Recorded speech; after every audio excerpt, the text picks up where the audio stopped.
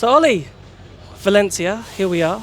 But first I have to ask, obviously, world champion, how did you enjoy your world champion summer? Like any other, really. Apart from after London, obviously I took the team away for a few days of fun, then managed to get away to Greece with my wife to relax a little bit, and then back home, recharge the batteries a little bit, and then get back into training, being a dad, normal life stuff, which is quite nice sometimes, and doing a bit of Formula 2 with Arvid as well. So those are the main things that I was doing in the off season. Yeah. So talk about, obviously, now that you've won the championship, the question is, can you defend the championship? And it's not easy in Formula E. So what do you think you had to learn, or what do you think you're learning in this week in testing that can really help you sort of make that next step into that you can correct the errors that happened last season? Well, I think we know as a team like where we were strong and where we were weak. Clearly at the end of the season it wasn't the best finish, let's say, for us. I think there was few situations. Obviously I had a big lead in the championship, a lot to think about in terms of losing it, so maybe I wasn't performing 100% for the last 3 events, but I think just improving on what we did, and then it's all about execution, It's all about, when you're strong, scoring the points, when you're not so strong, banking the points, but I think this year there's going to be so many fast drivers and cars. It's the last year of the generation of cars, so I think it's going to be super tight, and it's just going to be about real fine margins. Yeah. Your teammate, your former teammate, Sasha Fenestraz, said something very interesting once upon a time. He said that on your day, you're as good as Max Verstappen. Right, and I think maybe he has a point, because from what we saw last season in bits of the year, you were unstoppable. So I don't know if you saw or heard Sasha say that. What was your initial impressions when you heard that statement? Well, I read it.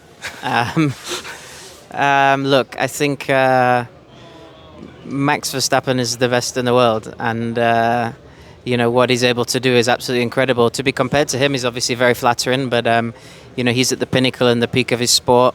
I like to think that if I was in the same ring as him, I would hopefully be able to compete, let's say. But I think saying that I'm on the same level is maybe a little step too far.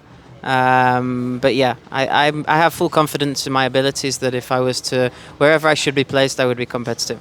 Perfect. And then obviously you got a bit of stability now with teammates in terms of Norman Nato. He's here for a second season. Obviously he had his struggles, but he was a bit unlucky as well over the course, like Miami, for example. That was his race, for example. So what do you two plan to working together in terms of the constructors title, like in terms of fine-tuning, I would say, those little steps with each other to make it a bit more competitive? Well, yeah, I think you're right. He was pretty unlucky, but I think when I look back at last year, it was either he was competitive or I was competitive. It was very rare that we were both competitive on the same day. So I think that's what we need to work on, is that we're both towards the sharp end.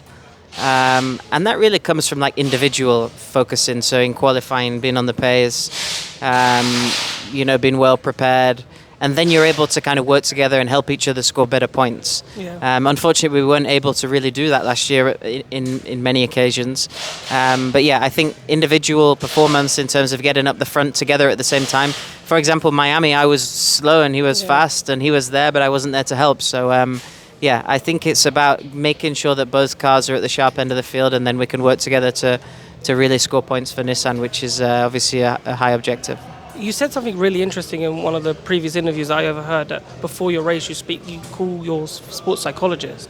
So when, obviously your season started brilliantly, but then when you had that dip, how important were those calls to your sports psychologist to make sure you kept in that right frame of mind, so when it was getting tough, that it didn't absorb you? Yeah, it was important. I think it's important to share your feelings. I think I don't think I had a dip. I mean, some people say that, but in Jakarta, I finished 5th and I got a penalty. In Shanghai, I finished 5th in the dry race. In Berlin, I finished 4th and won the championship. So, yes, there were some wet races which threw the grid upside down. In London, I was fighting for the win in the last race. So, I mean, I don't think I had a dip. I think the thing that was playing on my mind at the end of last season was I saw what Cassidy had done the year before, and I said, just don't do that, because it wasn't nice for him. And it was more the thoughts away from the track that were consuming me and taking up energy. So sharing that with him, telling him how I'm feeling, and running through so worrying about that, what is it going to achieve? Nothing. Yeah. You know, focus on what you can do, and that's what's important. So yeah, I use my time valuably with him. And it's something that I actually learned we brought him in to work with Arvid in the beginning, and I saw the value, and then I started adopting that too. Yeah, talk to me. Obviously, Gen 4 is in the future, but how excited are you now for Gen 4? Because I assume soon you'll probably see the cars. You'll be able to work on the cars at some point with Nissan and developing it.